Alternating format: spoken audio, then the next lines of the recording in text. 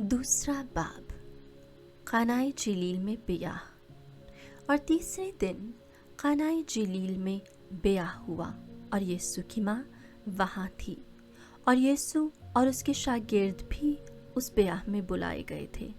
और जब मैं घट गई तो यीशु की माँ ने उससे कहा कि उनके पास मैं नहीं रही। और यीशु ने उससे कहा, ए खातून, मुझे और तुझे क्या, मेरा वक्त हनूज नहीं आया। उसकी माँ ने खादिमों से कहा, जो कुछ ये तुमसे कहे वो करो। और वहाँ यहूदियों की रस्म तहारत के लिए पत्थर के 6 मटके धरे थे, जिनमें 2-2 या 3-3 बत समाते थे। यीशु ने उनसे कहा, मटकों में पानी भर दो। उन्होंने उन्हें लबालब भर दिया। और उसने उनसे कहा कि अब निकालो और मीरे ज़ियाफ़त के पास ले जाओ। और वो ले गए। जब मीरे ज़ियाफ़त ने वो पानी चखा जो मैं बन गया था और ना जानता था कि कहाँ से आई है, मगर खादिम जिन्होंने वो पानी निकाला था जानते थे, तो मीरे ज़ियाफ़त ने दुल्हा को बुलाया और उससे कहा कि हर शख्स पहले अच्छी में खर्च करता है और मामूली उस वक्त जब सब खूब पी चुके, मगर तूने अच्छी में अब तक रख छोड़ी। निशानों का ये शुरू यीशु ने कानाए जलील में किया और उसने अपना जलाल दिखाया और उसके शागिर्द उस पर ईमान लाए।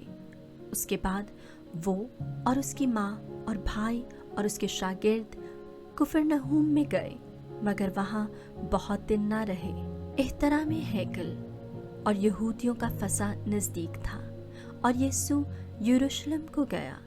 और उसने हैकल में बैलों और भेड़ों और कबूतर बेचने वालों को देखा और सिराफों को भी जो वहाँ बैठे थे।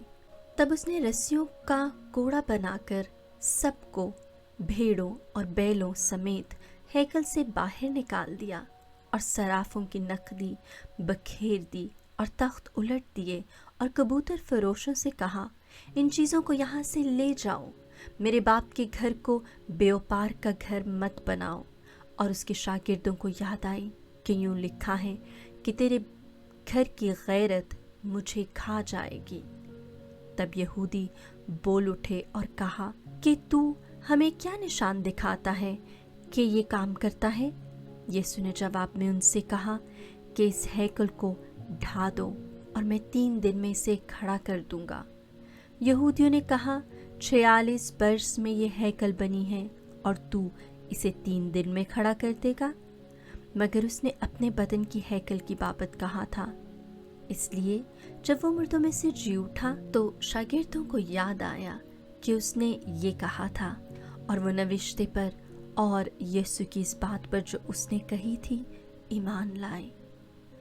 जब वो ईद फसा के मौका पर यरूशलेम में था तो बहुतेरे उन निशानों को जो वो दिखाता था देखकर उस पर ईमान लाए, लेकिन यीशु अपनी निस्बत उन पर एतबार नहीं करता था, इसलिए कि वो सबको जानता था और मोहताज न था कि कोई इंसान उसके हक में गवाही दे, क्योंकि वो आप ही जानता था कि इंसान के बातिन में क्या क्या है।